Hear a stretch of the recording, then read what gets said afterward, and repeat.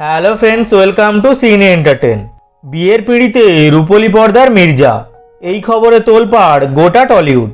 এক যুগেরও বেশি সময় ধরে বন্ধুত্বের পর শোনা যাচ্ছে সাত পাকে বাঁধা পড়তে চলেছেন অঙ্কুশ হাজরা ও ঐন্দ্রিলা সেন। সোশ্যাল মিডিয়ায় তারকা যুগলের একটি ঝলক বার্তা থেকে খবরটি প্রথম ছড়িয়ে পড়ে। সেখানেই ঐন্দ্রিলা জানিয়েছেন তারা নতুন বছরে নতুন জীবন শুরু করতে চলেছেন, যার প্রাক পর্ব অর্থাৎ কেনাকাটা ইতিমধ্যেই শুরু হয়েছে। সদ্য বড়দিন গিয়েছে, বছর শেষের উদযাপন দোরগোড়ায়।